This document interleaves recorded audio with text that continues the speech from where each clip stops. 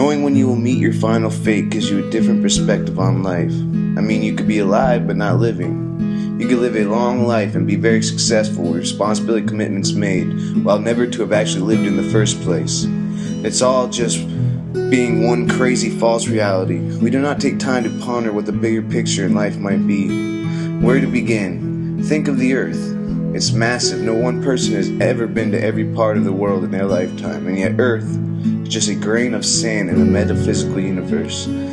The possibilities and complications are vast. There could be universe upon universe, or realm upon realm, where imagination is reality and reality is imagination. Time is constantly in motion, yet it's a mortal concept based on human habit and recognition. Everything in our lives are dictated by time. But if you consider the universe, it can't acknowledge time, for how can something infinite conceive of a concept such as time? For all we know, there are infinite number of universes parallel to one another. Some advanced race could have discovered the ability to transport in between such interconnected universes. I mean, it's not probable, but it is, however, possible. You cannot know with life. It is forever moving and forever changing. And we are just a small fraction living our lives with little to no thought of the subject of space and time or life and death. We really are just dust in the wind, as it was so eloquently put by Pink Floyd. If we just take time to look up at the sky at night and ponder and try to make sense of these mind-boggling plausibilities, such as the meaning of life, or if we are here for certain reasons, I believe some omnipotent eternal force must have caused this to happen. Such perfect creation needs a creator. It's the only logical view. Consider our own planet, which functions perfectly. Its position placed exactly from the sun to sustain light. The balance is complete. If we were any closer to the sun, we would burn up. Then on the other hand, any farther from the sun and the earth would be a lifeless frozen planet. This perfect placement sustains our many ecological states, allowing vegetation to grow through photosynthesis, which then produces all sorts of life-sustaining properties like food and oxygen. Whether this is all coincidence or life indeed has a creator, in the end it is in the eyes to the beholder to decide. One notable question that famous philosophers have spent a long time debating and thinking was, if we had a soul, would it perish when the body dies? Is our soul the consciousness that fills our body? Is consciousness and the soul in fact one?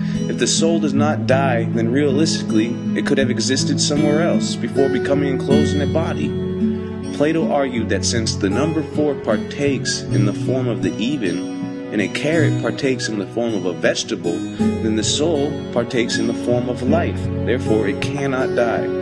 It's difficult for a lot of us to believe there is a life after death. To some, it all seems too incredible that we have a soul which leaves the body upon physical death and goes on to somewhere else.